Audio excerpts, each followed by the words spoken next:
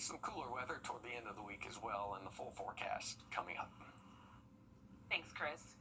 New updates on the Broad Street Improvement Project. Here's drone footage from this week's construction downtown. Business owners have been concerned about parking, but a revised plan from city engineers promises more spots and better access.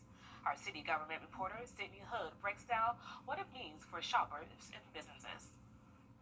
Well, business owners know that with this construction, there will be growing pains, and they say they are prepared for those pains, but they also say they want to be a part of the process, and they want to make sure all the stakeholders are involved when it comes to parking, which is essential for many of these businesses downtown. On Broad Street, all eyes are on the work, mostly looking at parking and making sure there's enough of it. I was happy to see that some parking was gained at our storefront, albeit it's not nearly what we have now. The city's engineering department says with their revised plan, it now calls for 625 street-level parking spaces on Broad, adding 35 more spaces, mostly on the 500 block. So hopefully when all of this is over, it'll be worth it. I had clients come in over the weekend that were complaining there wasn't enough parking outside. So, I'm still concerned. Engineering also presented parking options for other streets. 45 spaces for 12, 400 for Reynolds, and 330 for Ellis. We want to maintain the whole point of the project is to improve downtown, and not just improve parking or the width of the sidewalk or whatever, but there's a lot of aesthetic improvements that we want to make. We want to enhance it. We want to draw people in. So we had to strike a balance between those elements and the parking, and we put a lot of thought and effort and work into that. I think we've struck a balance between those two things. So at the end of the day, there's still a net loss on Broad Street, and particularly on the 500 block and the ends of Broad Street. We're far from any alternative parking. So we're not close enough within walking distance to any of the parking decks. We are surrounded by private lots. I am concerned about what this will do to business still.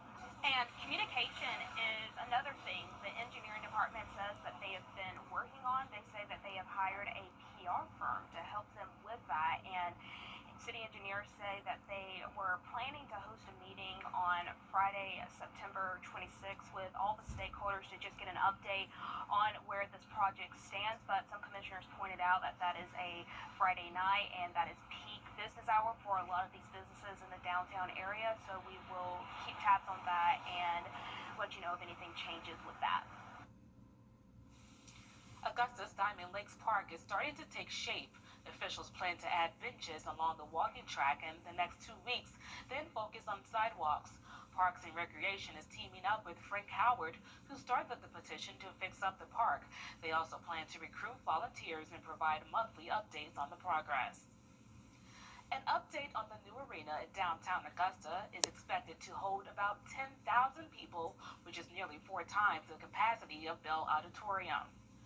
About 80 workers are building the structure foundation for the second floor. Officials say around March or April is when steel will be on site. It's expected to be completed in 2027. It's Friday night, where the best of high school football is here on News 12.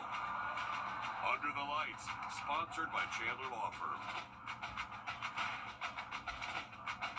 13 area teams kicked off this week without a single loss on their record. 3 of them sharing the same region, Aquinas, Westside, and Harlem.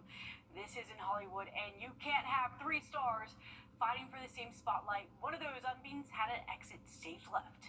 It was a game that did not disappoint, and it was the game that we were looking forward to all season long. A tale of 2 halves here at Aquinas, and somebody had to leave with a loss on their record. That belongs to Aquinas, and the Westside Patriots are now 5-0 to start the season. Westside was in full command of this game through just about 3 quarters. The Patriots defense was haunting the Irish offensive dreams, picking off sophomore quarterback Turner Stevenson twice and building a 20-point lead with not long left to play. Aquinas would finally get something going on offense, scoring 2 touchdowns, the second coming from star wide receiver Jack Rhodes. a very quiet night for number 10 outside of that big play. Irish would get the ball back with 3:30 left to go and a chance to win it with a touchdown. After a rough start to the night, Stevenson led his team down to the goal line. Aquinas would use every attempt possible, and on 4th and goal, the pass is caught, but it's out of bounds. The Patriots survive and give Aquinas an Irish goodbye on their home turf, 20-14. We use the bend but don't break mentality. I mean, as you've seen, that kid is pretty special. They do a lot of good things or whatever. So, we just stay true to what we do. And, when it came down to it, our kids are able to make a play. It's not an understatement to say what Cedric Mason has done within just 5 games of being here at Westside is nothing short of remarkable. He came into this school without ever having a head high school football coaching job, and here he is leading this team to a halfway undefeated start to the season in 2025, and there's only more yet to come in 3A's Region 4 standings, so we'll see if the Patriots can keep up the momentum. But for now, that's it for our game of the week. I'm Joseph Doring reporting from Aquinas on your side. Those two teams have played each other 10 times, and Aquinas still can't get the win at home against Westside. Thanks, Joe.